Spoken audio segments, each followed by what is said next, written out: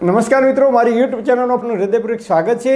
આજનો ટોપિક છે મિત્રો કે આપણા શરીરની અંદર લોહી જાડું થઈ જાય તો એના માટે લોહી પાતળું કરવા માટે કયા કયા ઉપાય કરી શકાય, જેનો ઉલ્લેખ આયુર્વેદમાં ચરક સંહિતામાં ચરક ઋષિએ અને અષ્ટાંગ હૃદય નામના ગ્રંથમાં ભાગવત ઋષિએ એનો ઉલ્લેખ કરેલો છે, એનું પ્રમાણ આપેલું છે। તો આજે આપણે આ વિડીયોની અંદર ચર્ચા કરીએ અને સમજવાનો પ્રયત્ન કરીએ કે આપણા શરીરમાં લોહી જાડું થઈ જાય તો લોહી પાતળું કરવા માટે કયા કયા ઘરેલું ઉપાય કરી શકાય। તો નંબર 1, પહેલાંના જમાનાની અંદર આપણા બાપ દાદાઓ, ઘડિયાઓ, વડવાઓ એ અભણ હતા, પરંતુ આ વસ્તુનો નિયમિત તેઓ ઉપયોગ કરતા હતા અને એના કારણે કદાચ એ જમાનાની અંદર લોકોને કદાચ હાર્ટ એટેક નહોતા આવતા, બ્રેઇન સ્ટ્રોક નહોતા થતા, કે નળીઓ બ્લોક નથી થતી, કે લોહી જાડું નહોતું થતું।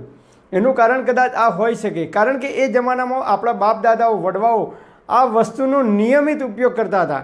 જમ્યા પછી બપોરે અને જમ્યા પછી રાત્રે બંને ટાઈમ તેઓ આ વસ્તુનો નિયમિત ઉપયોગ કરતા હતા અને એના કારણે એ લોકોના શરીરની અંદર લોહી પાતળું રહેતું હતું, જાડું થતું ન હતું। અને આજકાલ આપણે આ વસ્તુનો બિલકુલ ઉપયોગ બંધ કર્યો છે અને ખોરાકની અંદર પરિવર્તન કર્યું છે। બહારના તીખા તળેલા અને જંક ફૂડ પેકિંગવાળા ખોરાકનું વધુ પડતું ચલણ, જેના કારણે આજકાલ ઘણા બધા લોકોને કોલેસ્ટ્રોલનું પ્રમાણ એટલે કે શરીરની અંદર ખરાબ કચરો જમા થાય છે અને એના કારણે નળીઓ બ્લોક થાય છે, એટલે કે લોહી જાડું થાય છે। તો એના માટે કયો ઉપાય કરવાનો? પહેલો ઉપાય છે જે આપણા બાપ દાદાઓ, વડવાઓ, ઘડિયાઓ નિયમિત આનો ઉપયોગ કરતા હતા આ વસ્તુનો। તેઓ નિયમિત પોતે ખાતા, એમના ઘરે જે કંઈ મહેમાન આવે એમને આપતા અને લગ્ન પ્રસંગની અંદર પણ આ વસ્તુનો ફરજિયાત ઉપયોગ કરવામાં આવતો હતો, ફરજિયાત આ વસ્તુ આપવામાં આવતી હતી। લગ્ન પ્રસંગમાં જાન આવી હોય તો મોદ પાથરી, મોદની અંદર થાળીની અંદર આ વસ્તુ આપવામાં આવતી હતી અને દરેક લોકો એ જ વસ્તુ ખાતા હતા। આ વસ્તુનું નામ છે કાચી સોપારી। એક કટર રાખવામાં આવતી હતી જેને સૂડી કહેવામાં આવતી હતી અને સૂડીની અંદર સોપારી કાપડી કટ કરી અને આપણા જે બાપ દાદાઓ હતા, વડવાઓ હતા, એ નિયમિત કાચી સોપારી ખાતા હતા બપોરે જમ્યા પછી અને રાત્રે જમ્યા પછી। અને લગ્ન પ્રસંગની અંદર પણ થાળીની અંદર સોપારી મૂકવામાં આવતી હતી।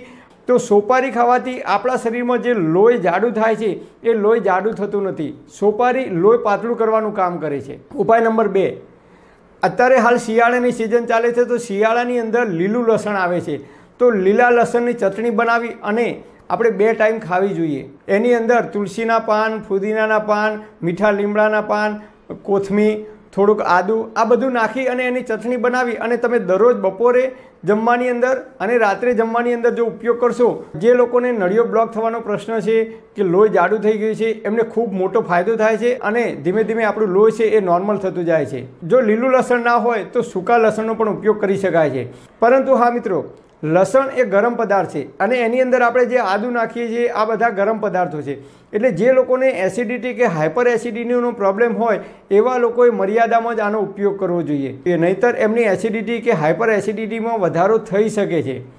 હવે જોઈએ ઉપાય નંબર 3, 1 ચમચી મધ લેવાનું, ઓરિજિનલ શુદ્ધ મધ। તો 1 ચમચી મધની અંદર ચપટી સૂંઠ પાવડર નાખવાનો અને ધીમે ધીમે ચાટી જવાનું।